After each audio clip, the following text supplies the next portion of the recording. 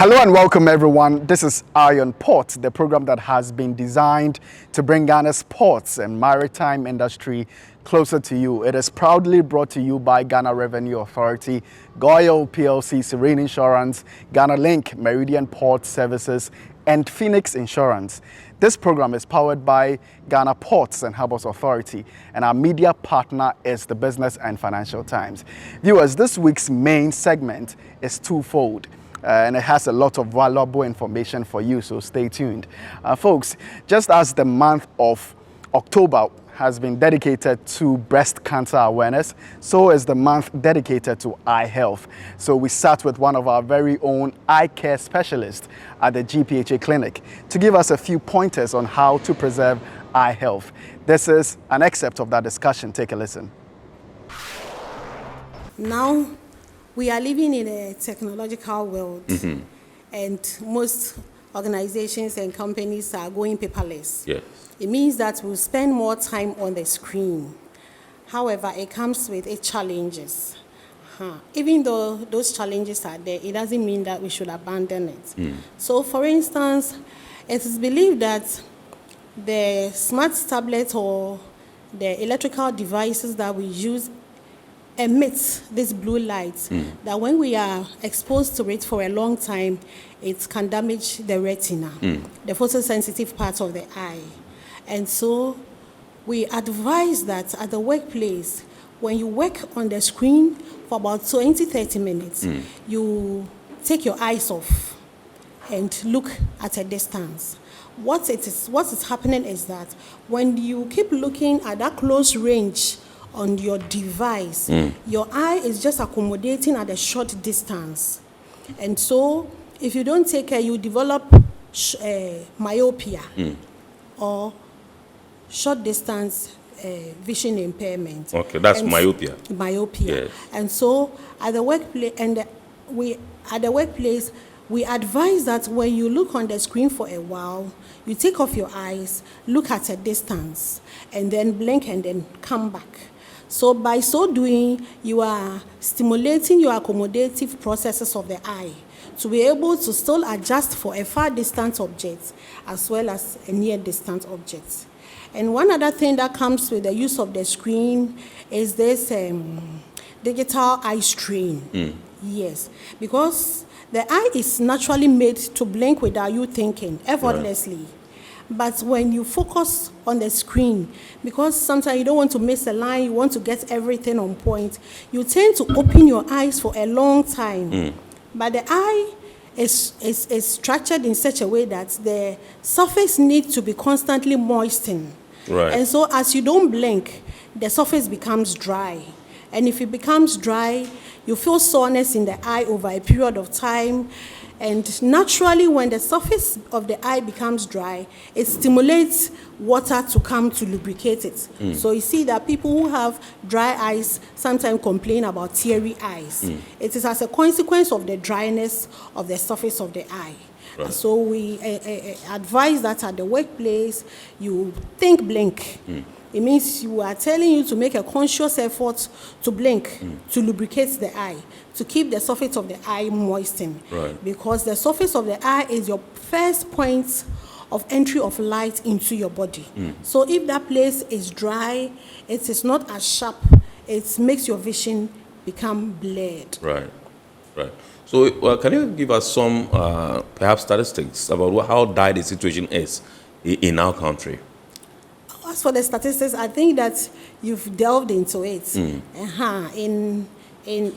Ghana, yes, the statistics that I have, it's about 10% of our population, 3.3 million people, having vision loss. And about 300 of them are blind, 300,000. And about 332,000 people have vision impairments. And vision impairments can come up from different various angles. So it's not only about the screen. Yes, in Ghana, statistics has it that cataract is the highest cause of vision impairments in Ghana, and then followed by glaucoma, and then posterior segment diseases, which is usually associated with diabetic retinopathy before other cornea-related issues. So all this put together are giving us that cumulative figure of the 10% of Ghanaians who have 3.3 million. Yes, vision impairment. And when you look at the statistics, it's a great burden on us. That is why World Sight Day is set aside to create awareness, sensitize people about that need for vision impairment, blindness that is happening, and the need for eye screening, prompt eye screening, and prompt reporting of eye cases to the nearest eye clinic for prompt treatment. Well, how are the activities of local medicine people, herbalists and all that affecting your work in terms of your quest to treat people with such diseases? You just mentioned the fact that some people resort to some of these, alternative treatments, and when it degenerates or it gets worse, that's when they look for you, the professionals at the health facilities, to help them. You find people on social media, in the media space, everywhere, advertising that go take this particular herb or leaf, grind it, like that kind of thing, promoting some of these things. How inimical are these practices to, the eye health of our people? Thank you very much. That practice is very detrimental. We see it a lot at the eye clinic, and people come in a very bad state. Somebody has just maybe red eyes, which might be a simple infection that can be treated, and they go to these people. I don't want to talk much about them, but you see, I don't know which people they go to. They collect things, they grind, they put into the eye, and the eye melts off completely. So they come in a very bad state. So it exacerbates the situation and gets them completely gone. It gives them a different problem altogether. Whereas what they had could have easily been managed. It gives us a different problem. Right. Sometimes the eye gets stuck together. You have to go through a process, doing rodding and all those things to separate them. And sometimes when there is a melting of the surface of the cornea and there's a cornea ulcer, the probability that that ulcer will heal with scar is high. And so that's why we advise against putting those concoctions that we don't know the percentage of its toxicity on the surface of the eye. The eye is very fragile. Right. It is very fragile. Even the cornea, as you see it, it is very fragile such that when some form of infections get in contact with the eye, the virulence of the organisms, how they can penetrate the cornea, after treatment will leave the cornea very hazy. But as I said earlier, the cornea or the black part of the eye is the first point of entry of light into your eyes. Yeah. So if you do anything that undermines its integrity for clarity, it will end up affecting your vision. If we don't take care, it will end in visual impairments. Impairment, right. Okay, so ideally, how often should one go for eye exams, and what does a typical detailed eye examination entail? So for how often you go to the eye clinic, we, in the field of medicine, we treat individuals as unique. And so even though averagely we can say that you can tag your eye examination routinely to your yearly medical. However, if you have a peculiar case and you see your specialist, eye nurse or ophthalmologist, the eye doctors, and they collaborate with you on the treatment regimen, it will depend on your next review. Right. So we advise that when you go for checkup, depending on your presenting complaint, and they give you time to come for review, you have to honor it and go for review, because it's part of monitoring the progress of whatever you have.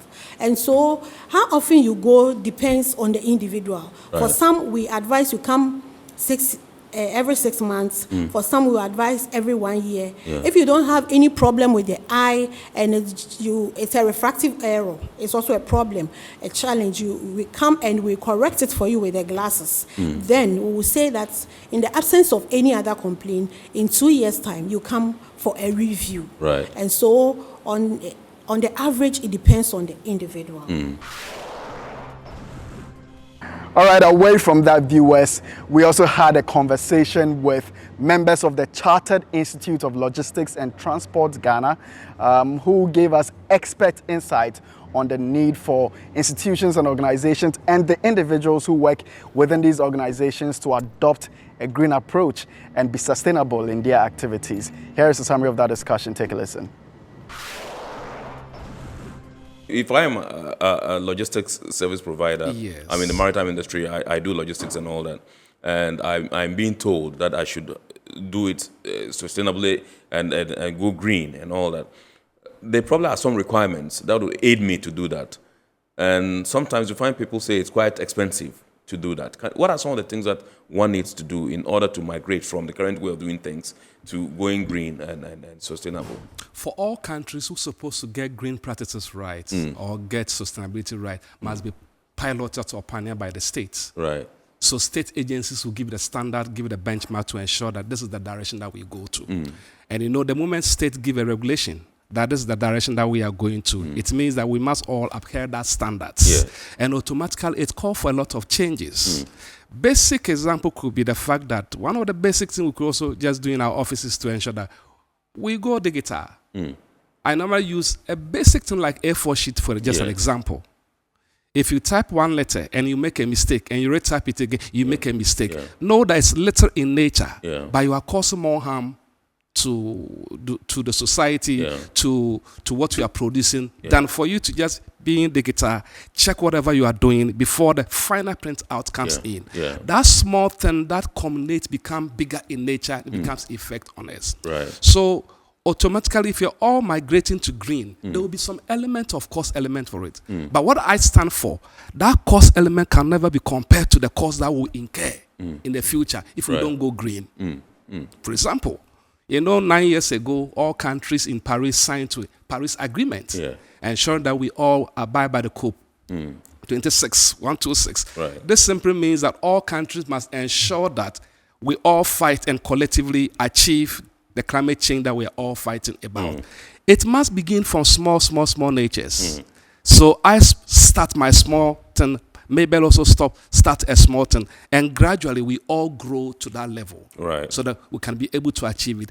If we are not able to just take the bull by the horn today and begin with basic education, begin with basic training, begin with basic things like trying to just provide what I call organizational culture for the employees and staff to even understand what is all about green practices. It costs in the future cannot be very compared to what you may intend to incur today. So automatically there will be cost for it. For example, in our current warehousing systems, we must ensure that we build warehousing systems where it become eco-friendly, where we don't use a lot of energies that at the end of the day become cost in nature. So automatically, if you have a traditional system of warehousing and you want to now put up a new warehousing, there are standards that one's supposed to go about it. Those standards are now more environmental friendly. They are more eco-friendly, and it will demand that you go by that standard. And automatically there will be cost element to it. But the good news is that cost element can never be compared to the future gains that we can all gain collectively. And that's how it works. Right. So just to add up to it, I think in my office, my deputy, who happened to be the business development and IT manager, said to me that, okay, we can even file our things electronically. After clearance and everything, we keep some of the documents, papers, so that in future, if some of the clients come back that they've misplaced. So he said we could file them electronically. So that after filing them, we'll shred the paper so that one, it is also going to create space and it will also become environmental friendly. And we've started and it is going on well. So these are some of the little things we can start from our own offices, just as my ES mentioned, before we look at the bigger aspect of it. Awesome. All right, so I just want to find out how significant it is the environmental impact of the maritime and logistics sector, and what are the key areas of sustainability that we can that can make a difference.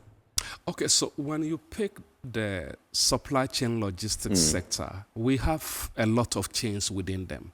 When you take typically, for example, the pure logistics supply chain, you have all the way from the procurement to where maybe for the manufacturing, then we procure it automatically. There's the downstream, you must transport it. Right. When you transport, there's the element of making sure you store it. Then finally you have to distribute and finally get to the end user. Right. I want to begin by making sure that within all the chain, it must begin with education. Okay. Education is so powerful too, that brings a lot of transformation. And like what we are doing right now, many people have heard much about green practices, but they don't know what it's all about. Yeah. Many people have heard the buzzword sustainability, but they don't know what it's about. But what we are doing here just this evening, Ken, is the part of the education that brings the paradigm shifts. Right. Trying to let people know that there's a call, and not a call for the nation or an institute, but it's a collective call by all countries and all continents to ensure that where we are going, if we don't take intentional action, a collective action to ensure that we get the best out of it, we may not have any future. Right. And that's why we've started, begin from. So when you check any of the chain, there's a small portion that we could begin to just work around it. Right. I want to begin by looking at the personnel. Okay. The success of everything begins with the personnel or the human beings with it. And it might begin with education. Right. Providing them with the know-how, knowing what it takes. Right. Traditionally, we have people in our offices. So I call them, they need a little upskilling. And upskilling must be more geared toward green practices. Right. And as an institute, we are there to provide organizations with the support when it comes to the various chains or functions or activities that they have within their logistics. For them to make to know that when it comes to warehousing, these are the A, B, C, D you have to do to ensure that we all work sustainably. When it comes to distribution, these are the things that we have to do. For example, a basic thing like carpooling, Right. as small as it is, as an element of green practices. A basic thing like my truck has traveled to Tamale. I don't want it to come empty. I want it to make sure that when it comes back with other consignment. It could be just a reverse logistics in nature. That alone is also an element of green practices. So whatever we will do in our organization within the chain must begin by the personnel. They must know what they are doing. Yeah. They must hold on to it. Then we have to move to the level where it should move beyond the level where it's just head knowledge and becomes a culture. And that's where I love most. So sometimes you could travel out of this country and you could see that people hardly throw things away because they are eco-conscious. They are environment conscious. Why? They've been nurtured in such a way that it becomes part and parcel of them that I don't just eat and throw something away because its ripple effect can be bigger. So we provide education through other mediums. At the end of the day, then we grain them into their minds, then become part and parcel as a culture. Right. So in a home, you will finish eating and you will not throw the rest of the food away. You know that you can easily recycle it. You can reuse it for other purposes. The moment that basic fundamental education begins to come, transformation will begin to come, and automatically, gradually, organizations and employees will begin to have a paradigm shift toward green practices in what they do. Right. Right. Let me come to Madam and find out from you what the benefits are long-term, both environmental and economically, if one adopts, green practices in this sector. Okay, so as I said earlier on, one of them will be the cost saving. We'll also have a good health. Right. Because environmentally, if the economy, there's no pollution, the ships that call our waters, they are polluting the air, they are polluting the waters, they are also with oil pollution. So all this place comes into place. And if we should do the reverse, then what are going to be the benefit? We are going to have very good health and also maximize profit in the long run. Now let us hear from you on your comments on the subject we have just discussed. After we will go on break and then return with more news. Stay tuned. God bless Nutako from Kaswa says, how can small-scale logistic companies in Ghana afford to implement green technologies given the high costs associated with them? Let me help all my SMEs, like we shared. Right. It's not something so huge and big. The fact that you, the CEO yourselves, and the small caliber of team are able to practice in such a way that you don't cause any harm to the environment. Right. You don't cause any harm to an extent of wasting a lot of resources.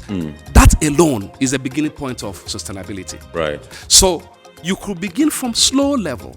The fact that you, the CEO, or the head of the SME, the small enterprise, could be able to gather yourself together and call an institution like the CILT to provide you a virtual training or webinar, which does not necessarily cost a lot, is the beginning point of living sustainably.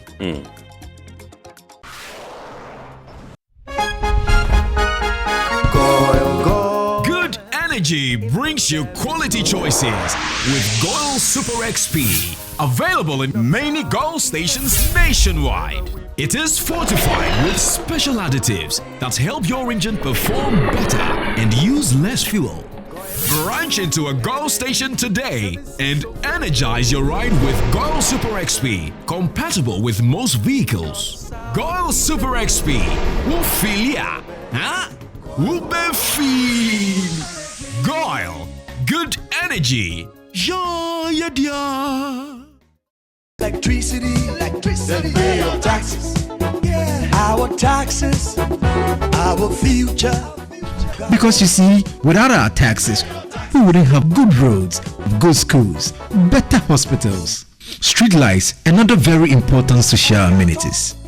When we pay our taxes, we give our children free and quality education. Talga, my money too small. Why should I pay my tax? Look, small. Salifo, it doesn't matter how small or big your business or income is. You still have to pay your taxes. The little taxes from each and every one of us, when put together, could give your community clean water or that deprived school with tables and chairs. Please pay your taxes. It is your responsibility. It is your civic duty. It is the law.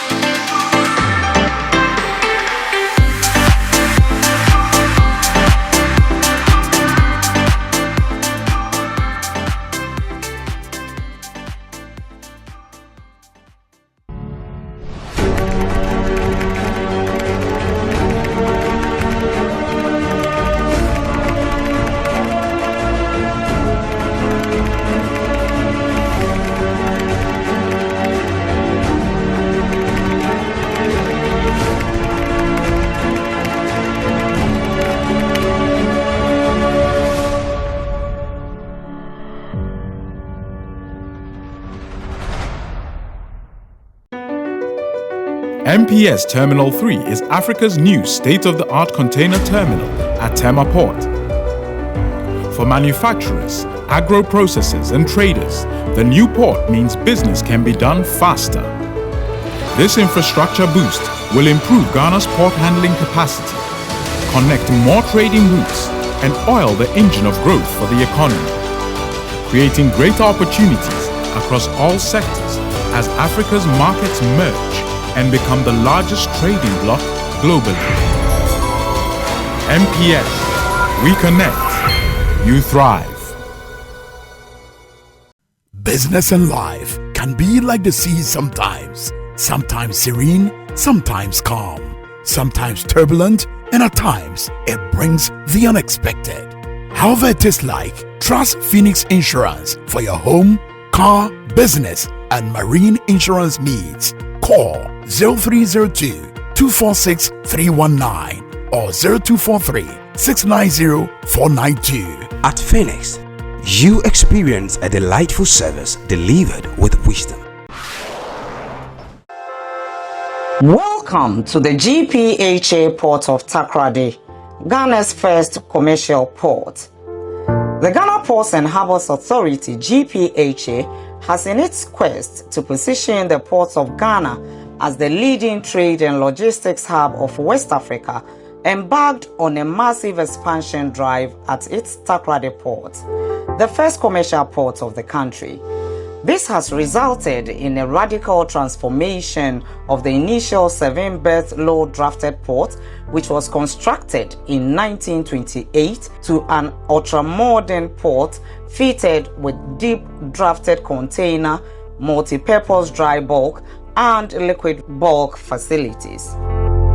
The 16-meter deep dry bulk terminal is the deepest in the sub-region, with a total quay length of 800 meters. It is fitted with a combined 3-kilometer length conveyor system, which comes with a 2,500 metric tons per hour ship loading capacity, which has greatly improved ship turnaround time at the port. The Marshall Liquid Bulk Terminal is a fully automated liquid bulk facility dredged to -14 chart datum and equipped with automated firefighting system. The facility is fitted with 5 loading arms for gasoline, diesel, LPG, bitumen, and heavy fuel. On the container side, Takoradi Port's 16-meter deep yield port and ATSL container terminal with a quay length of 600 is expected to receive container vessels in the third quarter of the year.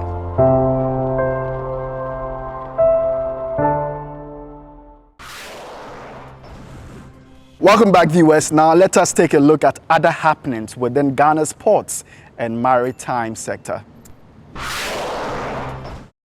The Borderless Alliance hosted its 2024 Regional Stakeholders Seminar and General Assembly, bringing together government agencies, business leaders, and strategic institutions from across West Africa to discuss key trade facilitation initiatives. The event served as a platform for reviewing the state of regional integration and the measures being implemented to ease trade across borders in the sub-region. Addressing the gathering on behalf of the Chief Executive of the Ghana Shippers Authority, Kwesi Bafo Sapon, the head of Freight and Logistics, Fred Asidu Date, highlighted the successful partnership between the authority and Borderless Alliance. He noted that the collaboration has led to the development of innovative solutions aimed at eliminating bottlenecks at ports and borders, ultimately fostering greater predictability in business operations within Ghana.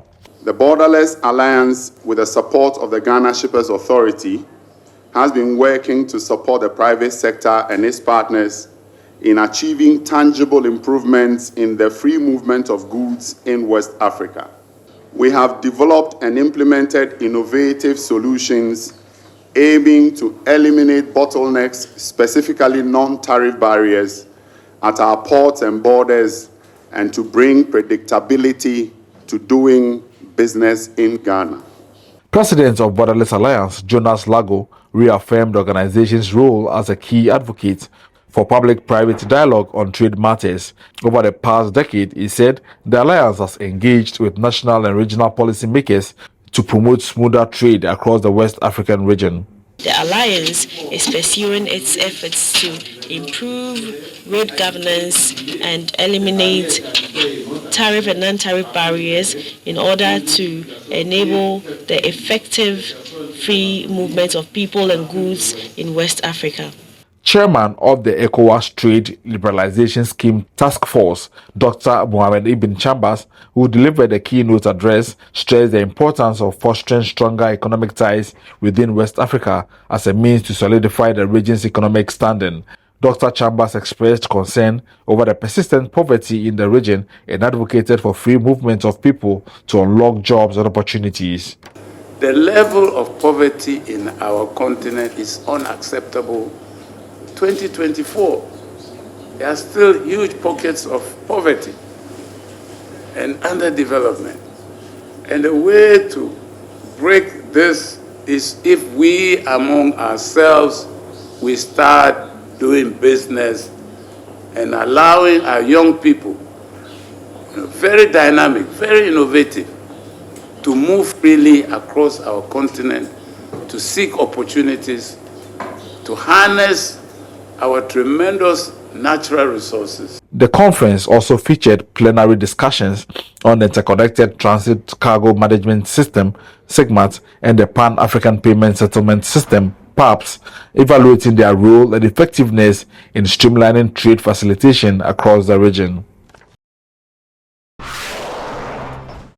As part of its corporate social responsibility, the Ghana Ports and Harbours Authority has donated 2 10,000-litre polytanks to the Padmore electoral area in Tema, Community 1. The donation follows a request put in by the Assemblyman for the area, Charles Amos, for the authority to come to the aid of the area as a result of intermittent water challenges they grapple with. At a brief handing over ceremony, an elected Charles Amos thanked the board and management of GPHA for obliging their request by donating the polytanks. According to him, the situation got dire and threw the area into depression after they made appeals to several companies without success, adding that the gesture by GPHA was a huge relief. Mr. Amos also appealed for more polytanks to cover the entire electoral area. Ghana Port and Harbour, we thank you. Management, we thank you. What Ghana Port and Harbour has done to Padmore electoral area, we wish it will extend to all the companies around, that their corporate responsibility is to serve the people. Some members of the community also expressed their gratitude to GPHA for the magnanimous gesture. Unfortunately for us, we have been facing water problem, but we are thanking Ghana Port and Harbours Authority for this wonderful gesture. We say God bless them, and we pray that more should come from them to help the other environments. God being so good, when he ran to Gapoa, they were able to solve this wonderful problem. So all that we are saying that God bless them. This demonstrates their commitment in helping the community as a whole. So we've been having this problem for quite a long time, but I think this polytank is going to help us in the near future. A principal marketing and corporate affairs officer at the authority, Kennedy Mona, who presented the items to the assemblyman on behalf of the authority, averred that the donation of the polytanks fell in line with one of the authority's core corporate social responsibility areas of health. According to him, the authority was happy to lend a hand to ensure that the community enjoyed potable drinking water, which is a prerequisite for a healthy life. We are here to present the 2 polytanks, 10,000 litre each, to the assemblyman, the Honorable Charles Amos, who sent in the request and got GPHA to oblige and then do this presentation and donation to them so that we can alleviate and ameliorate the water situation in this area. This also came in handy because it is part of GPHA's pillars of corporate social responsibility, which encapsulates health. The Ghana Ports and Harbours Authority continues to demonstrate a commitment to the organization's corporate social responsibility pillars of education, health and environment. The Community 5 No. 1 Basic School in Tema is the most recent to benefit from this commitment, as the authority retooled the ICT infrastructure in the school last Thursday to optimize the learning experience in ICT. GPHA donated 22 Lenovo ThinkCenter all-in-one desktop computers, 2 HP Color LaserJet printers, 2 Panasonic CD sound system, and an Epson media projector. In addition, the authority has provided 40 chairs, 8 3-in-1 workstations, 2 4-drawer steel cabinets, 2 3-in-1 sofas, 2 whiteboards, among other complementary furniture, all towards providing a conducive learning environment for teaching and learning. Presenting the items on behalf of the authority, a marketing and corporate affairs officer at GPHA, Aisha Ibrahim, said, Ghana Ports and Harbours Authority believes in enhancing education of those who will eventually grow to make up the nation's workforce. Benefit that we're looking for. We know that this will enhance teaching and learning, and it will also provide opportunities for the students to excel. So we are happy to always partner with local institutions like these ones. And of course, it is not just a one-off gesture. It is our continuous commitment to ensuring that we give back to the community. On her part, the headmistress in charge of the Community 5 No. 1 JHS, Mama Tevida Faith, said, GPHA has proven a reliable partner to the school over the years, and the school's leadership will ensure the donated items are put to good use to enhance the know-how of students in ICT. As we all know, this new curriculum, we have computing as part of the subjects that are being learnt in JHS and even in primary school. So since we are fortunate to have these machines or the equipment, it will enable our students to also know what is supposed to be done. They wouldn't learn in an abstract way. They will also be able to do well in the BECE examination. We are grateful to receive all these things. It will help us in the computing sector. It will also help we the students who do not know how to type, who do not know anything about computers. In 2003, GPHA rebuilt the GHS classroom block of the school as a contribution to education in the community. WISTA International has held its annual general meeting and conference in Limassol, Cyprus. The event, which brought together the leadership of all national WISTA associations, featured the President's roundtable discussions and a dinner hosted by the Shipping Deputy Ministry of Cyprus, led by Minister Marina Hadjimanolis, and First Lady of Cyprus, Philippa Kasera Christodoulidis, graced the dinner with her presence. WISTA Ghana was among the African national WISTA associations in attendance, joined by representatives from WISTA Nigeria, WISTA South Africa, and WISTA Cameroon. The conference saw participation from WISTA members across all continents, underscoring the global reach of the organization. In a show of support for diversity and inclusion, the President of the Republic of Cyprus, His Excellency Nikos Christodoulidis, also attended the event. Other high-profile attendees included the Secretary General of the International Maritime Organization, Arsenio Dominguez, along with various dignitaries. The conference featured a series of insightful panel discussions and concluded with a memorable celebration marking WISTA's 50th anniversary, honoring the pioneering women who founded the association and those who continue to advance its mission. The flag of Ghana was raised high as Jamilat Jawula Mahama was voted to serve a second term as WISTA International Secretary, the first from Africa to serve as Secretary on the Executive Board. Let us now turn our attention to the global stage and pick a few international shipping and maritime related news.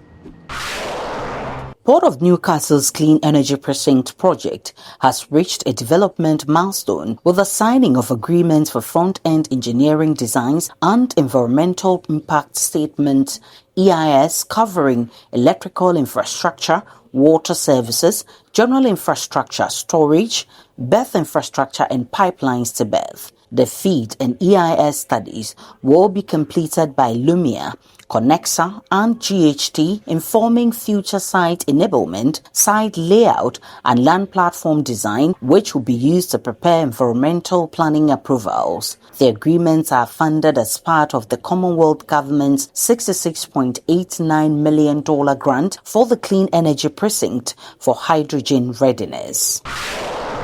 The UK government has decided to award funds for new green shipping corridor projects that could boost the use of sustainable fuels, secure more green jobs, and advance environmentally friendly travel within Europe. Green corridors are zero-emission maritime routes between two or more ports. The UK led the development of green corridors through the launch of the Clydebank Declaration at COP26. Maritime Minister Mike Kane revealed new projects will receive funds to develop future routes, including the Port of Tyne to the Port of Ijmuideen and the Port of Holyhead to the Port of Dublin. The Department for Transport is also financing the development of green shipping routes from the UK to Norway and Denmark, while the organizations that will lead these are soon to be announced.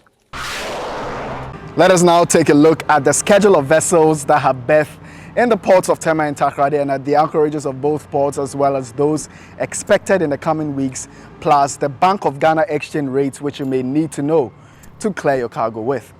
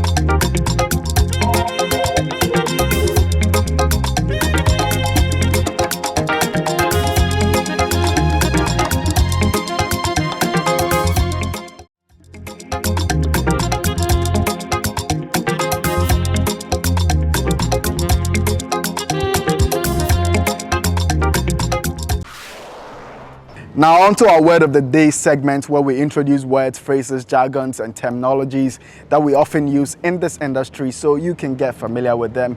We will tell you what we mean by just in time.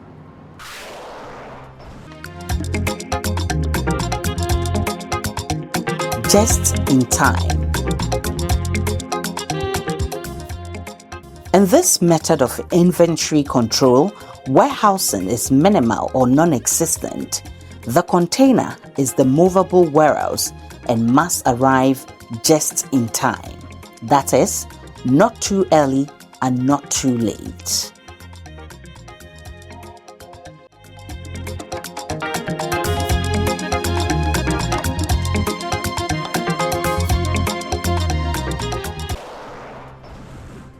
All right, this brings us to the close of today's edition of Iron Pot. We hope you've been informed and educated. Remember, all Iron Pot content can be found on our YouTube channel, Iron Pot. Subscribe, like, and share our videos. Thank you for watching.